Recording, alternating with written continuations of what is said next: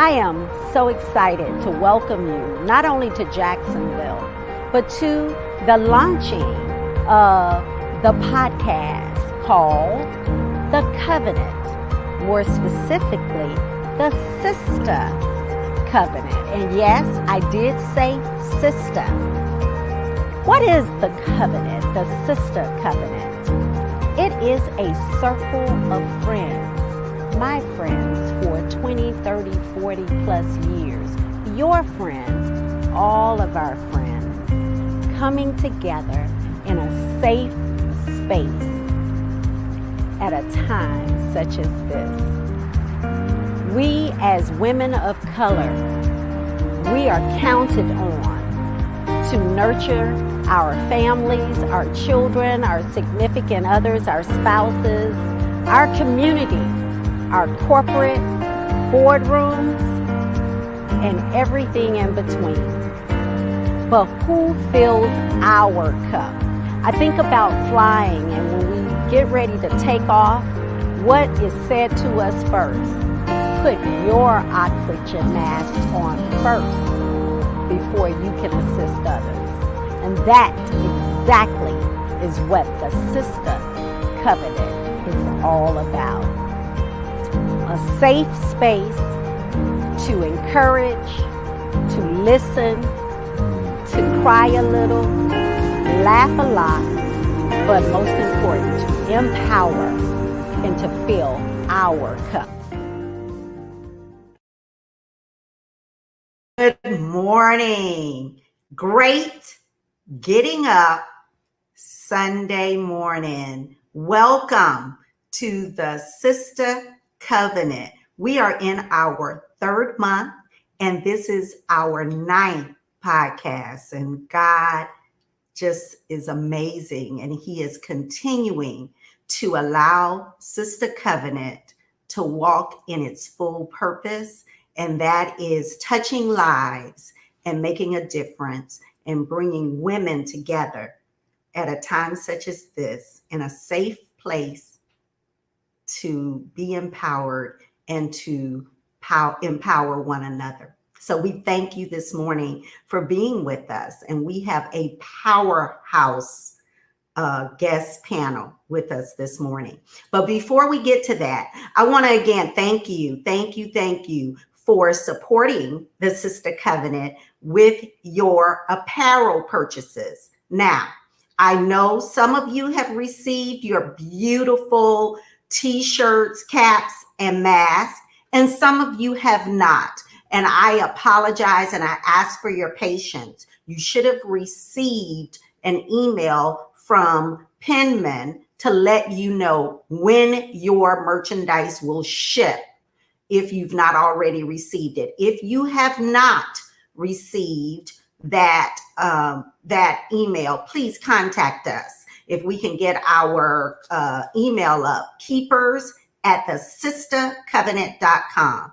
keepers@thesistahcovenant.com. If you've not gotten your email indicating when your merchandise will ship, just send us a quick note. But we also ask that you please take a selfie of yourself in that beautiful, beautiful merchandise, your t-shirt, your cap, put your mask on, whatever, and take a selfie so we can get that out on our Facebook page. Also, we want to talk about our charitable organization, Brown Girls in the Boardroom.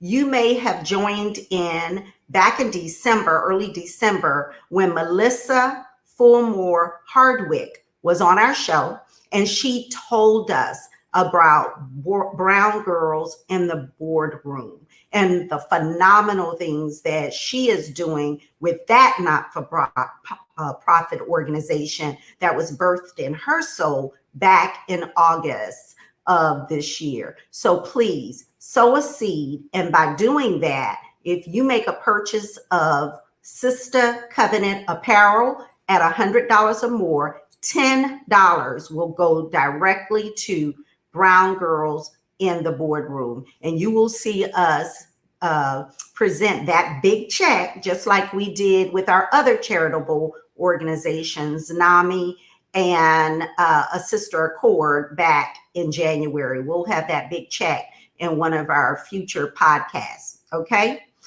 Lastly, we are running a contest that we are super, super, super excited about, and it is our Sistah Covenant giveaway. So here are the rules. You need to like and share our latest Facebook stream. Subscribe to the Sistah Covenant on Apple Podcasts and YouTube. Join our email list on the Sistah Covenant website, and that is thesistahcovenant.com, and comment done under the post after you are done. So again, our rules are posted on our Facebook page, but do all three. And if you've already done this, because this has been out on our Facebook page this week already, if you've already done the first three, just comment done under the post after you're done. We will have winners announced next Sunday at 1 p.m. And we have some very, very covenant prizes that you don't want to miss. So please join us in our Sistah Covenant giveaways.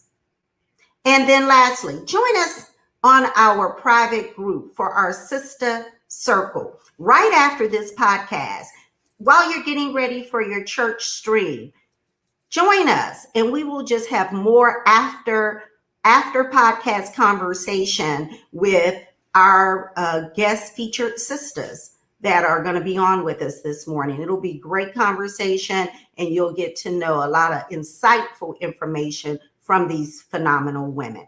So I want to just bring in our first phenomenal sister, our guest, a dear friend of mine and neighbor, Nicole B. Thomas. Nicole B. Thomas is the hospital president of Baptist Medical Center South, the first woman and the first African American to be named a hospital president in Baptist Health's 64-year history. She is responsible for operational and strategic direction of the second largest community hospital in the healthcare system. Come on into the studio, Nicole. Good morning.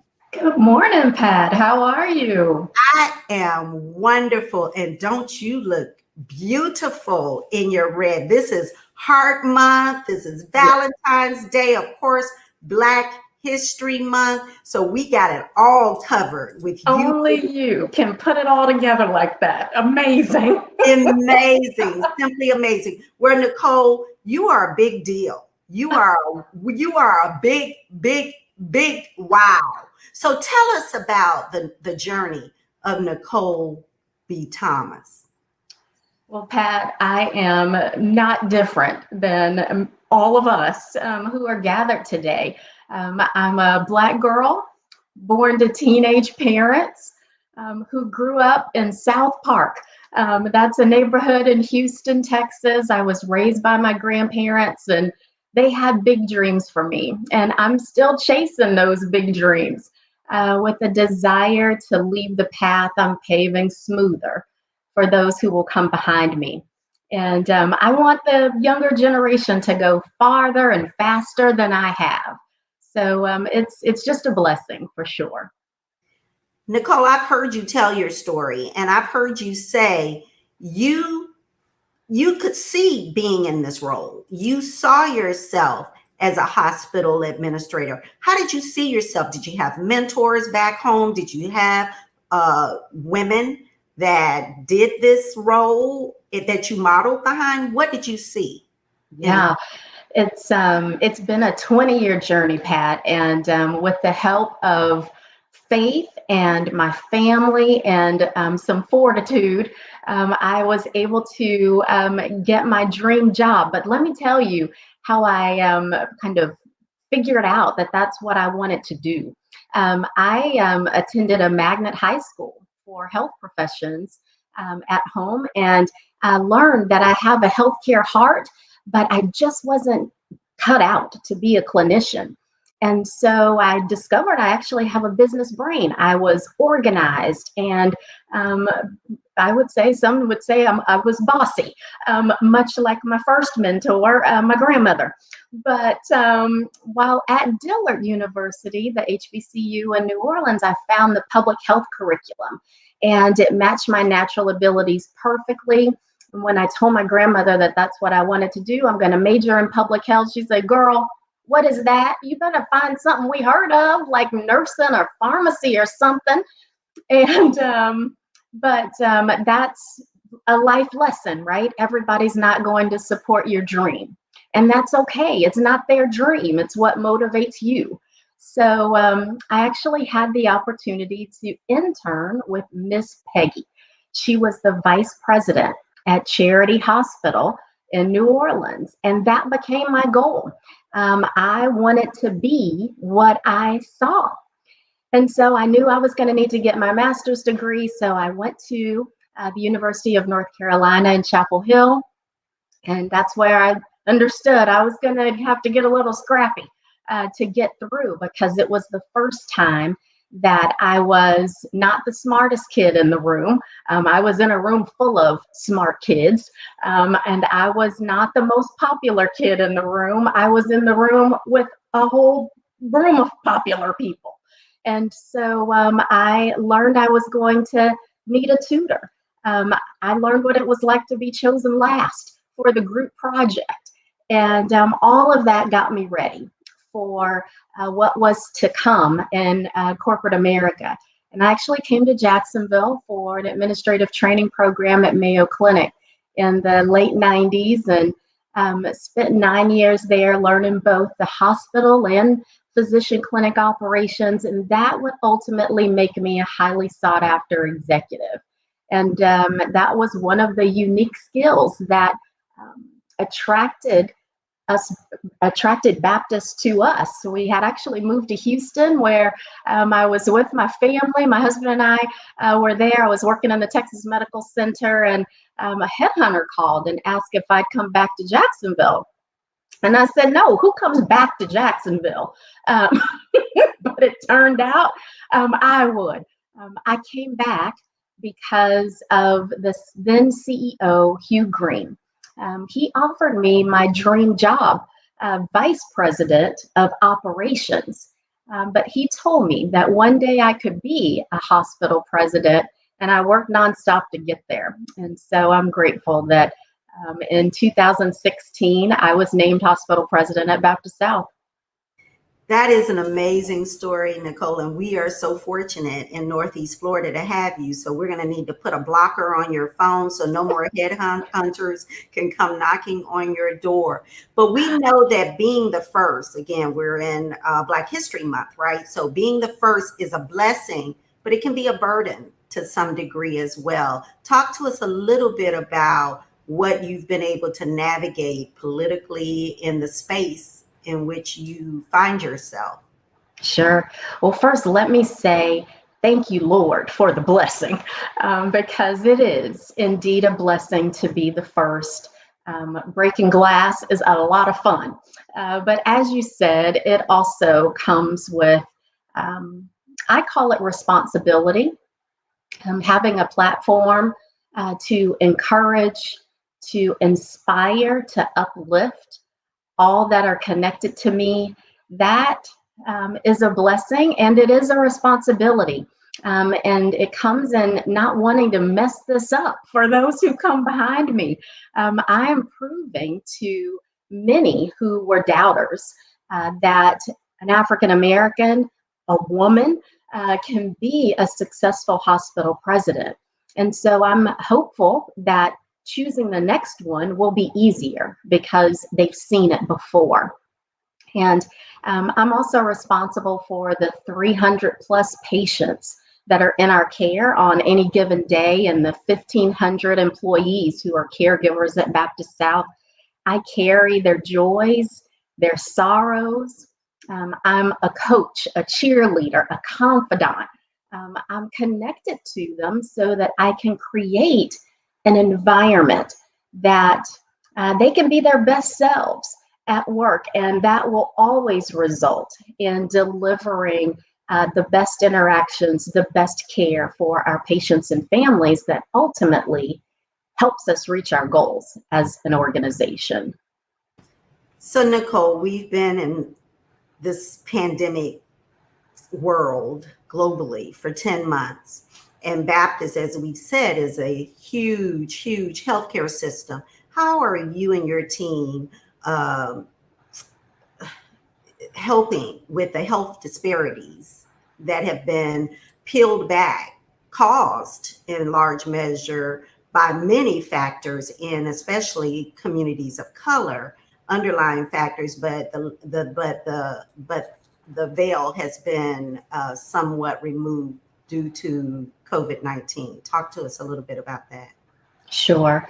So it has been a really challenging time watching so many of our patients suffer with the disease, but also watching our caregivers carry that emotional burden.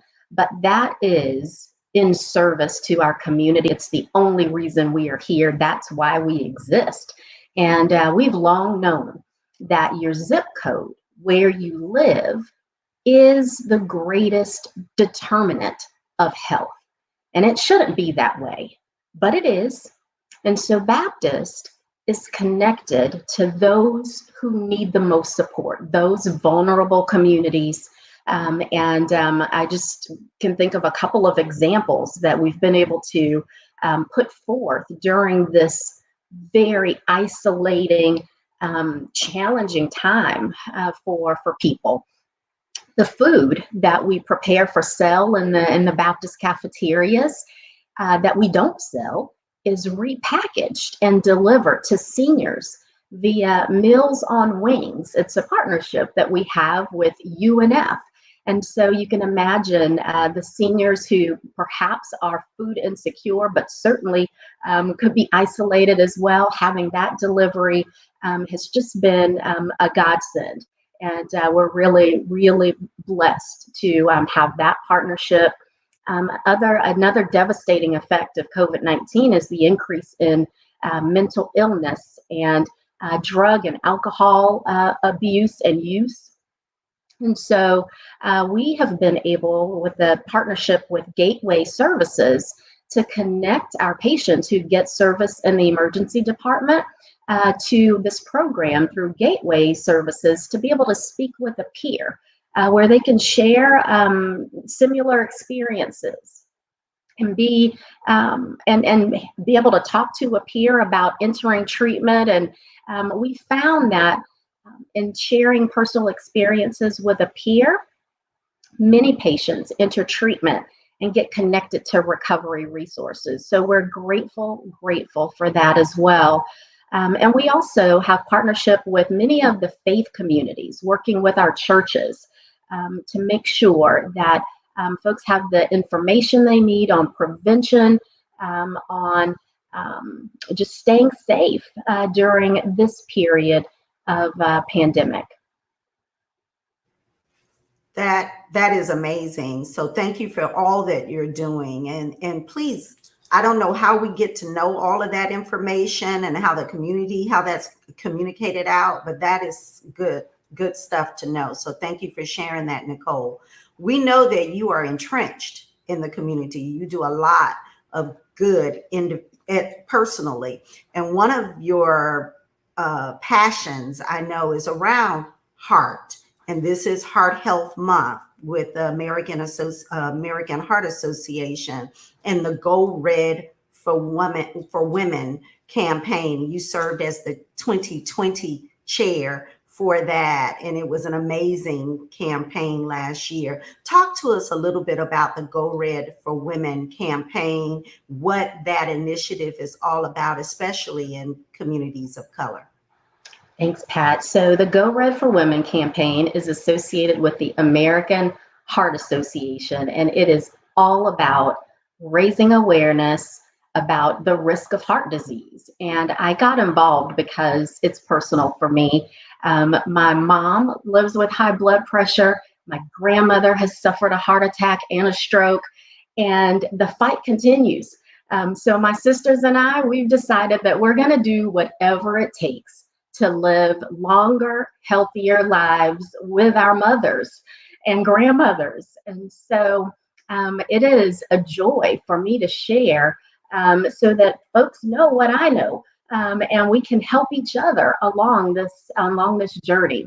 And so the first thing we need to know is heart disease is the #1 cause of death for both men and women.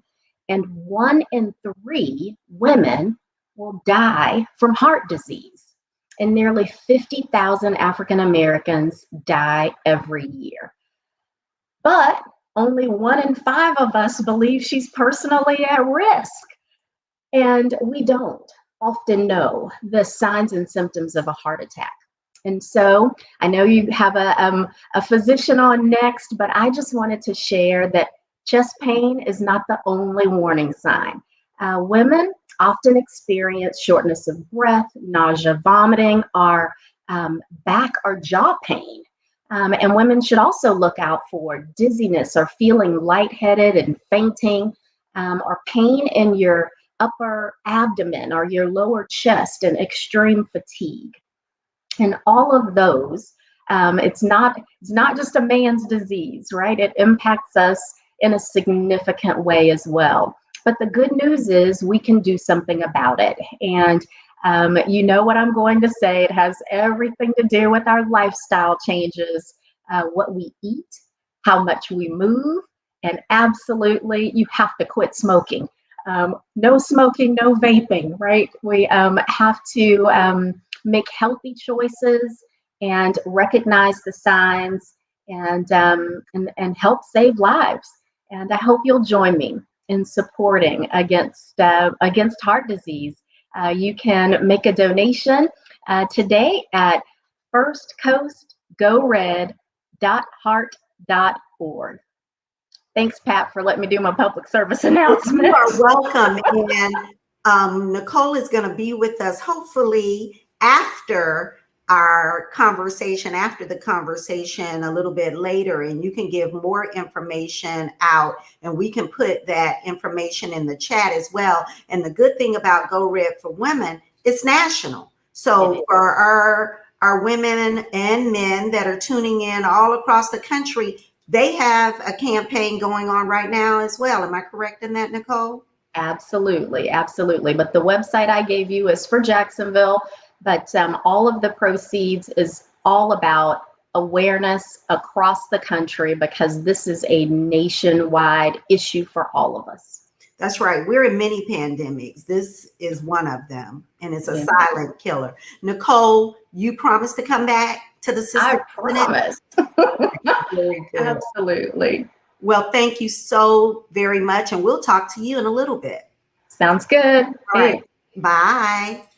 She is a phenomenal woman, and we are so fortunate to have her here in Northeast Florida. So next, I want to bring on our medical contributor, Dr. Anita. Dr. Anita is an internal medicine doctor in South Florida, and she is our regular medical contributor. Anita, are you there? Hi, Dr. Anita. Good morning. How are you? You're on mute, I think. Yes, good morning. I have on my Go Red pen. You probably can't see it because of the red, but I have my Go Red pen. I have mine. Mine is blingy. Can you see? Oh, wow. I like yours. I'm fancy. Yes. Yes, you are. Way to go. Well, this is an amazing day, and you know we're making fun and we're having a good time, but this is a serious topic, and we want to make sure our audience is empowered and they have all the information they need for themselves and for their loved ones, right? Absolutely. Very important. This kills us. I mean, I think I say that every time, but this heart disease is real. It is. And thank God for President Nicole. I mean, I was inspired just by hearing her. I mean, being out there on the field, getting stuff done. And scoring. she's such a beautiful person inside and out, as you could tell just from that I conversation. believe that. Mhm. So we have another phenomenal woman with us. You want to introduce Dr. Barbara? Absolutely. I would love to. It'd be my pleasure. Dr. Barbara Hutchinson, MD PhD FACC, is a cardiologist. She's the president and CEO of Chesapeake Cardiac Care in Annapolis, Maryland. She is my dear friend for 30 years. And we went to medical school together at the University of Maryland, but she's a dynamic person. And just like President Nicole as well, she's on the battlefield fighting heart disease. So we'd like to welcome Dr. Barbara to the studio. Good morning. Good morning, Dr. Barbara. How are you this morning? Great.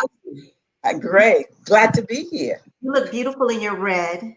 Thank you. You know, this warms my heart, right? Absolutely. Pun intended.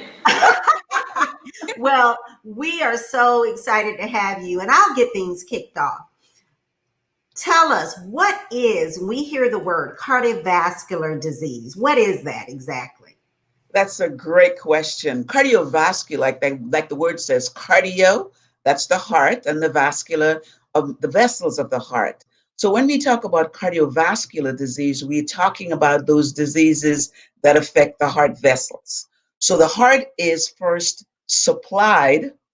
blood supply by vessels. So you could have blockages in those vessels that could cause a heart attack. There are also vessels in the brain. And if those are affected, you can have a stroke. And then we also have vessels that feed our arms and our legs. That is peripheral artery disease. And if you have problems in those vessels, again, you can have numbness, difficulty walking, and even amputations. So when we talk about cardiovascular disease, that's what we're talking about, the disease that affects those vessels in the heart. But I should say the other term we often hear is heart disease, which is a little different because when we talk now about heart disease encompasses other things. You could have disease that affects the muscle of the heart or the pumping function of the heart. You could have diseases that affect the valves in the heart. So you could have valvular disease. You could have diseases that affect the rhythm in the heart. And you could be born with certain congenital problems in the heart. So there are two things, cardiovascular disease, and then we talk about heart disease that encompasses all of these. Dr. Barbara, how common is cardiovascular or heart disease in women, in particular women of color? Well, like we heard previously from the first speaker, heart disease is the #1 killer in both men and women. And it's very, very common in African Americans. And like I always say, you're more likely to die from heart disease than breast cancer or even being hit by a car. It's very common. But unfortunately, in women, African American women, it is often missed. So often we have to make so many visits to the doctor and being persistent on our part before someone could listen to us, because we often thought of as drama queens. And that's because our symptoms are not always chest pain. So women sometimes have unique symptoms. And we heard earlier that we may never have chest pain. There's some women though that have chest pain, but it may be neck pain, it may be belly pain, maybe shoulder pain, nausea, vomiting, just unusual fatigue. And a lot of times we attribute that to the fact that we're doing 10 things at one time. So that's why we feel tired. But it may not be just because you're doing so many things. It could be an indication of underlying heart disease. In addition, women have certain other unique things like pregnancy. So there are often heart problems associated with pregnancy, and PCOS, polycystic ovarian syndrome, and autoimmune, which we tend to have more of than the men. So it is very, very common in women, but more important, it's often missed. And because of that, we're often late to the party, so that by the time we present, our disease is far gone.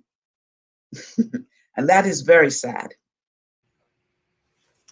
Wow. Anita? First, I'm going to say amen, sister. And thank you for sharing that. Very important to know. So you talked a little bit about women, and so did President Nicole as well, and the symptoms that we have. But let's just first back up just a bit so that the listeners can hear again just some of the common symptoms of a heart attack, and maybe talk as well about some of the common symptoms of congestive heart failure you imply when the pump doesn't work properly. And our risk as Black folks, that's high as well. But can you talk a little bit about symptoms of a heart attack, just the traditional ones, the symptoms of congestive heart failure, and then I'm going to ask you just to kind of restate some of those atypical symptoms in women, because we die at home, unfortunately. But would you go ahead and comment on those, Dr. Barbara? You're on mute. Okay, so let's go back to the symptoms of a heart attack. Well, what's a heart attack? Remember, I talked earlier about that the vessels that feed the heart, they could become blocked suddenly. And that means you're not getting as much blood flow to the heart. So one of the things that you may feel if you're having a heart attack is chest discomfort. The chest discomfort is usually on the left side, but sometimes I've seen people with chest discomfort on the right side or just radiating across the chest. So that's one symptom. You may also be sweaty, profuse sweating. All of a sudden you're sitting, some nausea, feel like you want to vomit. You may also feel palpitations, like your heart beating really fast. So those are all symptoms to be aware of. The chest pain, the nausea, vomiting, the sweatiness, the palpitations, sometimes dizziness when the heart is really beating fast. So those are symptoms for heart attack. Then we talk about congestive heart failure. Well, sometimes the pump function of the heart is decreased. The normal function is anywhere from 50 to 70%. Heart doesn't pump 100%. But when the heart pump function is decreased, several things can happen. One is fluid can back up in the lungs. And the first thing you feel is shortness of breath. The shortness of breath could be while you're sitting or when you're walking. That's one thing. The other thing that you may notice is that your stomach is getting a little bloated. So you could have fluid building up in your stomach.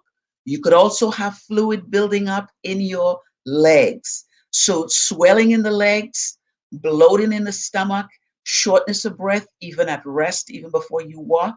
And then in congestive heart failure too, as you start walking, after the shortness of breath, you could also develop chest pain. So all of those constellation of symptoms you could have associated with congestive heart failure. Thank you for that information. So, I have another question, and you hit on it just a little bit. Autoimmune conditions. So we know that as Black women, we have lupus, we have rheumatoid arthritis. How are those associated or tied to cardiovascular risk? Excellent question. And when we talk about the autoimmune diseases, we're talking about those systemic inflammatory disease. As included in that group would be rheumatoid arthritis, could be psoriasis, could be lupus, and also systemic sclerosis. All those are what we call systemic inflammatory diseases, and these diseases affect the immune system. Now, we know that with the immune system can affect the endothelium of the wall of the blood vessels. And so there have been lots of papers recently talking about the fact that people with these autoimmune diseases are at increased risk of having ischemic heart disease. And that's because of the chronic inflammation that's associated with these diseases. But in addition to that, just not the disease itself, if you think of the medications that are often used to treat these diseases, a big one is sometimes steroids. And steroids, as we know, can increase blood pressure, it can increase cholesterol, it can cause obesity. As I'm talking, all these are risk factors for heart disease. It can also increase blood glucose levels. So you could see how the treatment for these autoimmune diseases can also lead to heart disease. Some of the newer medications that they call disease-modifying medications can also cause increased clotting, so we could end up with clotting disorders as a result of these autoimmune diseases. Dr. Barbara, I gotta go here. So we're Sunday. Sunday's a big day in the African American community. We celebrate, and even in the pandemic, we cook, and we cook some good stuff. I've cooked more. I got COVID-19 right here with me today. And so with that, talk to us about salt and cooking, and how we can, as women, control some of that as it affects our heart. That is such a good question, because I think I always tell my patients when we talk, I always ask them, how is your friend? And the friend I'm talking about is their salty friend, because that is what is hurting us as African Americans. We just love salt. And when we cook, we like to taste the salt.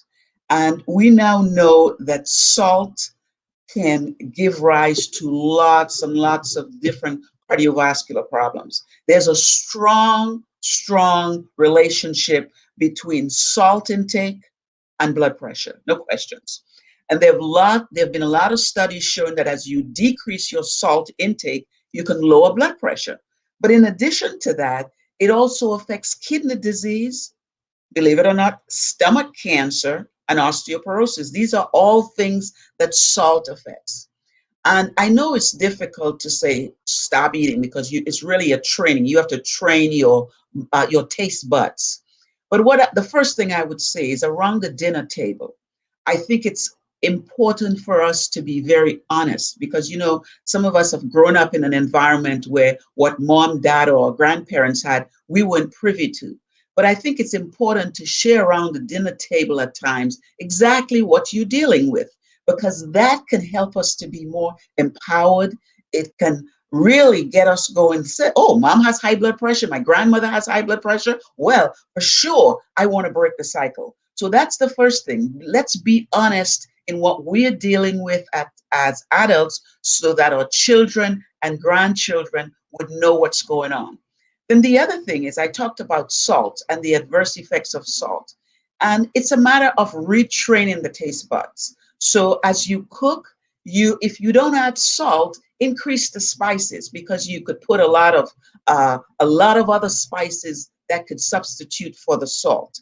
And the other thing, we're talking about salt, but the other thing we need to address too is fried versus baked. I know we said the chicken doesn't really taste good unless it's fried.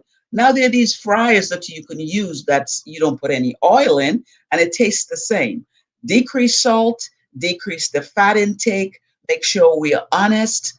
And if possible, there's some people we know that a plant-based diet really makes a big difference, because as you have a plant-based diet, there's less fat, less saturated fat, and also less meat, because that can affect your cholesterol. So it's about us all coming together as a family to fight this, and being empowered and being advocates of each other. Anita, before you jump in here, the two nuggets I just took from that is, we don't like our salty friend. Let's keep the salty friend away, and being honest with those we love. Yeah. Thank you. One other thing I wanted to talk about with salt is that there are also some hidden salt that we are not aware of. A lot of people do not realize that sodas, I'll say again, I know it's sweet, but soda has a lot of salt. So be mindful of this hidden salt in sodas, in processed foods. You know, the turkey, the bacon, all those processed things in cans, lots and lots of salt, because the salt is used as a preservative. And so we have to be mindful about that. I know sometimes we buy vegetables in the can. When you pour it off, wash the salt off before you cook it. Just another hint. Those are amazing hints, actually. And, you know, I sometimes tell my patients, forget the salt, put you some onions, some mushrooms, some peppers, right, and some garlic right on that food, and you won't even know the difference after a while. So it's really important. You wouldn't miss it at all. After a while, I'll say, too. You said you have to train those taste buds. Can you talk a little bit about, we talked about diet and sodium playing a role. What other ways can we decrease our risk for having cardiovascular disease? Well, let's go back to the risk. We talk first about high blood pressure is a risk factor.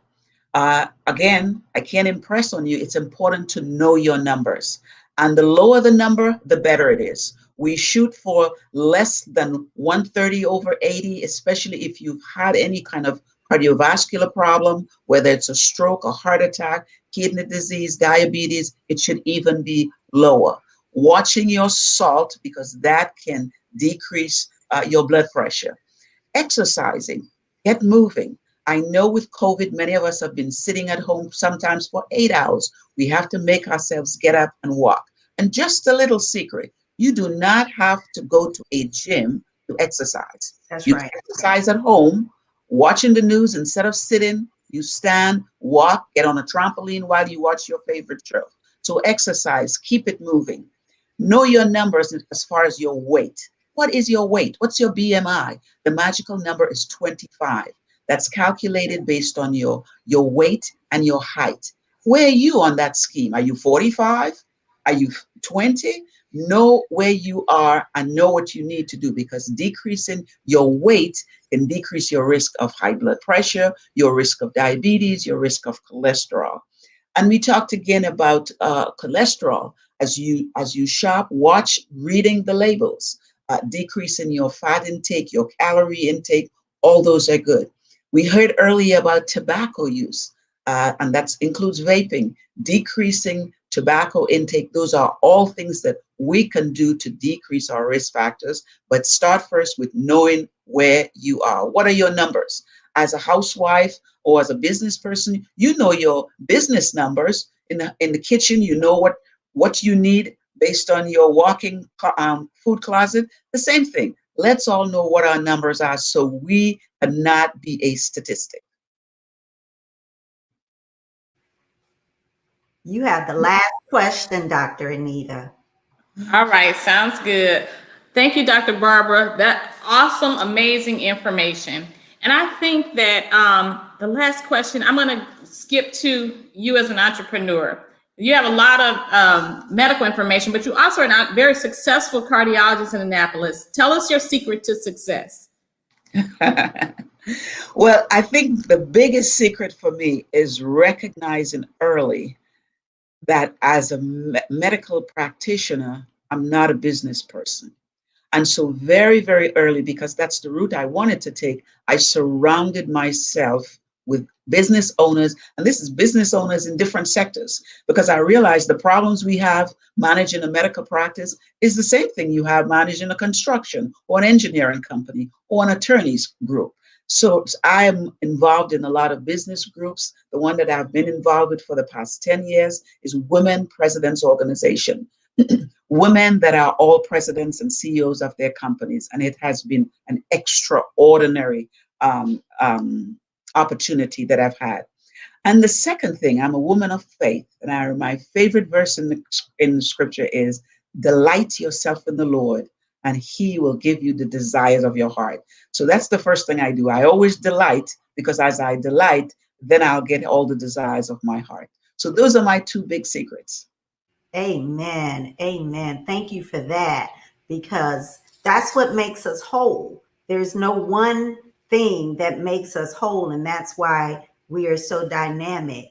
Dr. Barbara, this has been amazing for me personally, and I've seen comments in the chat like, how can you get this information? This podcast will live on our Facebook page, the Sistah Covenant Facebook page, our YouTube channel. We will also be talking after this podcast, and we're begging Dr. Barbara to come and talk with us for the conversation after the conversation, because Dr. Barbara, I want to talk about COVID and how COVID has affected the heart, especially in our community. And also, I know sleep apnea is something that we don't realize is tied to cardiovascular. So she's not going to give us all of those secrets and that information right now. So join us in the conversation after the conversation, but you can always get all of the Sistah Covenant podcasts on our Facebook page. We ask you to share them with your friends and family and somebody you care about.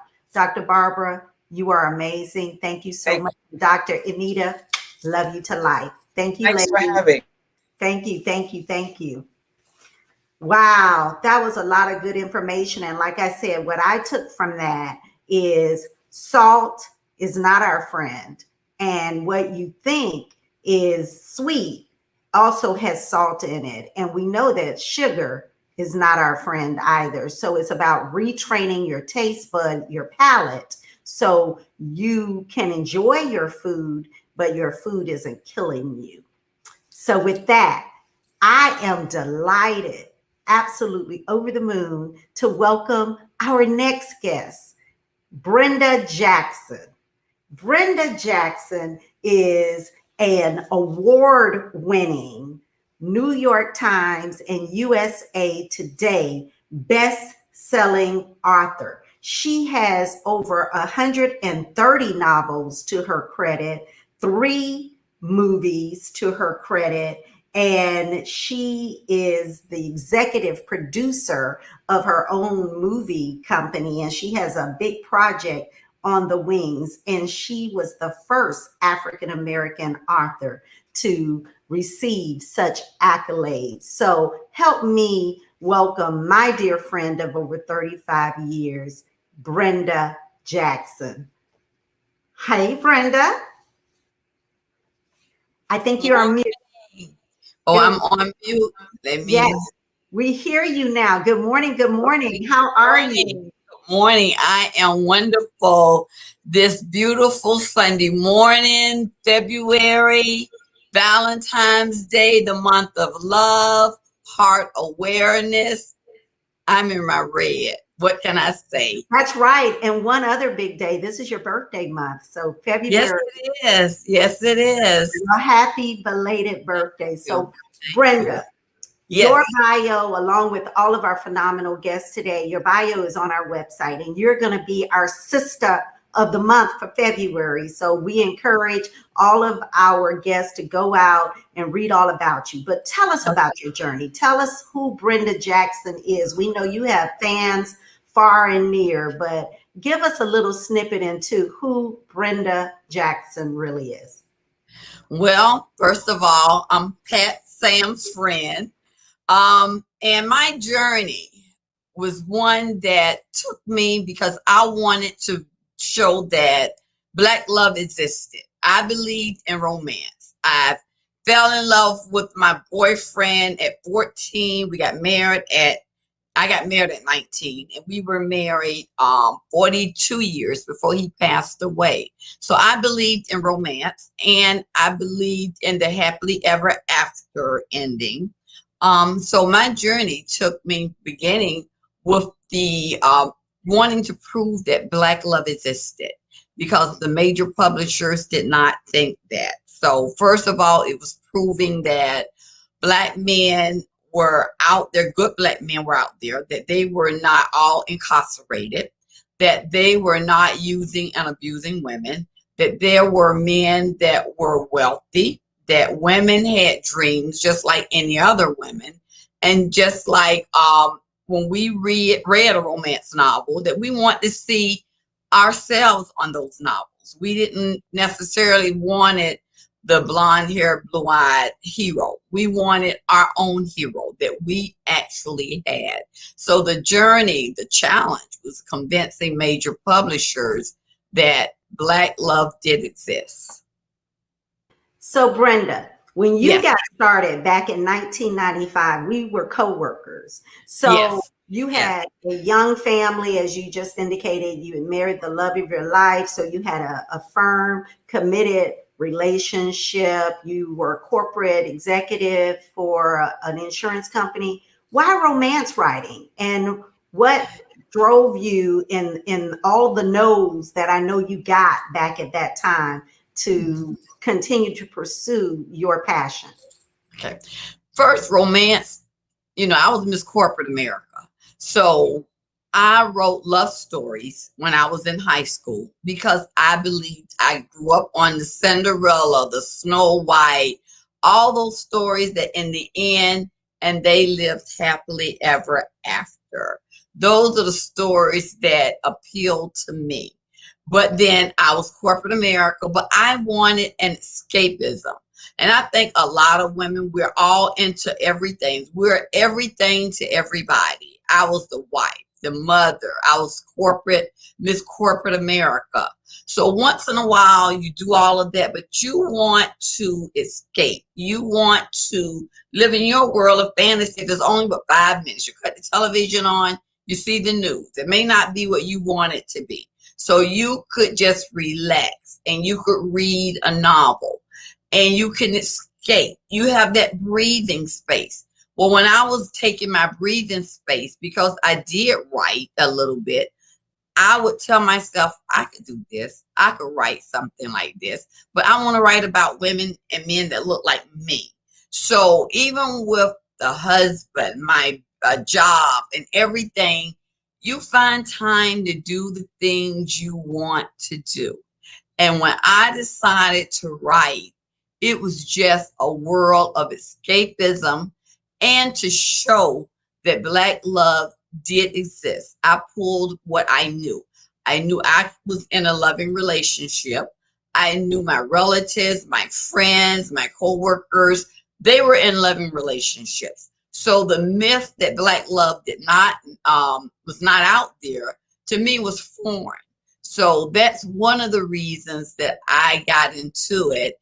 And even with all those other things on my plate, it was important to me to write. But remember, when I started out as a hobby, just to write. I didn't care whether I got published or not. It was just an escape for me to have time to do other things. And that's what it was. And then the hobby became overwhelming.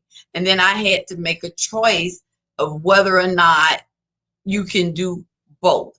And I did both. By the time I left State Farm and I retired from State Farm in 2008, I had written over 50 books. I had made the New York Times and USA Today bestsellers list, and BET had made one of my books into a movie. I was still going to work. In my mind, that was okay, all well and good. I was still wanting to be Miss State Farm. And you better than anybody know that. So Brenda, we have a little series called Bridgerton. Oh, Bridgerton, and I've not watched it. I'm going to put myself and throw myself under the bus, but it's all the rage from what I understand. In particular, because of one young man that is the handsome lead in this romance series. But do you see series like that? And we know everyone loves Shonda Rhimes, but she's the executive producer. Do you see where these kinds of projects are making the romance genre more mainstream and taking it to the mainstream in our living rooms? And another part of that question is, tell us about your new project that is coming up and how that is going to be more mainstream. Okay, Bridgerton. And at first I was reluctant because I like reading. I read historical romances, but I also like writing, and I read contemporary romance, which is the modern day romance. So what I do is I do both. But Bridgerton was during the England time, and I'm like, I don't want to go back that far. I'm with Harry and Meghan. I'm a big Harry and Meghan groupie, okay? I keep up with the royals now. I didn't want to talk about the royals later. That was way back in the day, 1800s. But I knew this was a Shonda Rhimes project. And I knew anything that Shonda Rhimes put her name on it would be successful.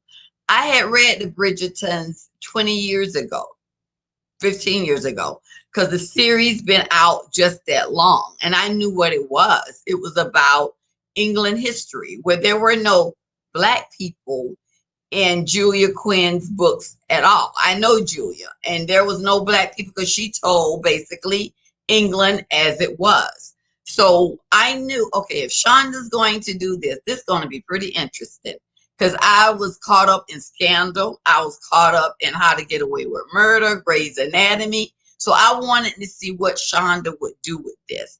And I have to say, Shonda did a lot with it. And the young man that she introduced as the Duke of Hastings, reggae, he is phenomenal. And I think a lot of women like me, a lot of women all over, white, black, doesn't matter. We fell in love with the Duke of Hastings because what it did was show romance in its truest form. It showed a reluctant male who thought marriage, love was not for him.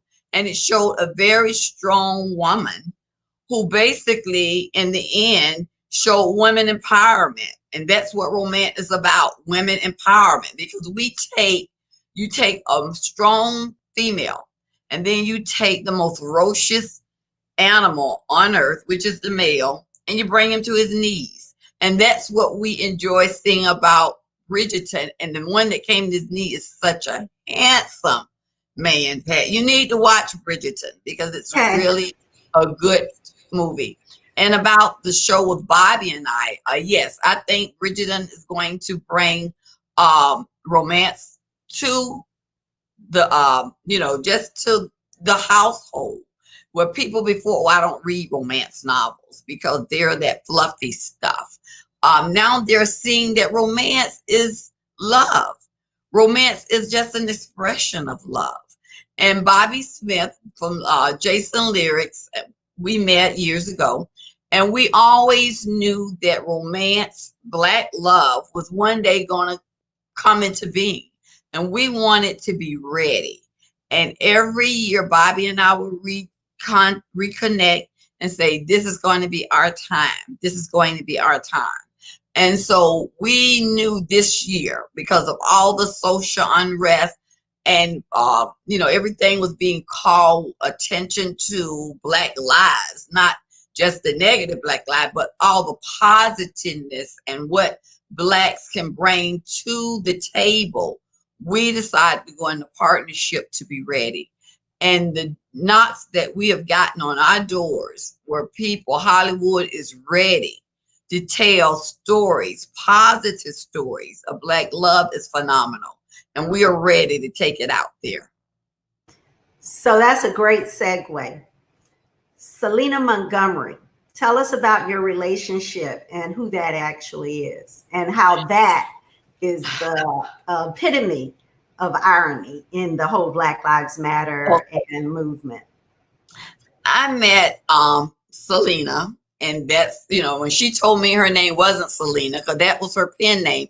And I write under my real name. I write as Brenda Jackson. But Selena was her pseudonym.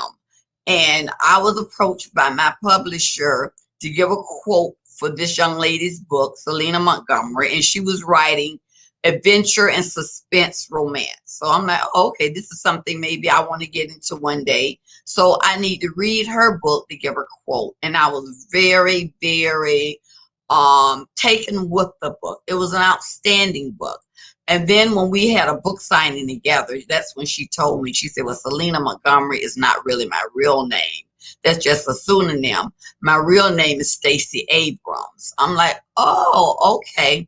And she said, I'm just writing this like you, because I was Miss Corporate America and she wanted to get into politics. She said, I'm just writing this for escapism because I'm doing a lot of studying. I'm doing a lot of this. She said, I really want to get into politics. I'm thinking about running for this position in Georgia and all of that. And, so that was what, and she had written, I think, Stacey or Selena wrote 7 or 8 wonderful romance novels. And her thing is that she wrote them because she wanted to write just strict mystery and suspense. And everybody told her, if you're going to do that, you need to put some romance in it. And that's why she added the romance. So Selena Montgomery is really Stacey Abrams. And I'm proud that she did a podcast with Hillary Clinton. It's a podcast she did with Hillary Clinton recently, I think a couple of months ago. And she brought me up as one of the people that inspired her to continue to write romance. So she writes as Selena Montgomery, her romance novels. Yes. Brenda, that is amazing. And we're getting a lot of comments that say that is amazing. And that is a testament to the trailblazing woman that you are and how genuine and approachable you are. I have many stories. So if you want to hear them, tune in after, because I have some Brenda Jackson stories for you. I saw one of our dear friends, Denise Coleman, on here. So tune in and we can tell you some Brenda Jackson stories. But I want to close with this, Brenda. We talk at the Sistah Covenant about filling your cup, and we give ourselves away. And you said that a little bit earlier. So your books, and you started writing them some 30 years ago, or maybe even as a 7th grader. Was that your ultimate goal, to give women that opportunity to fill their cups first? And is that what fills your cup even today, some 30 plus years later?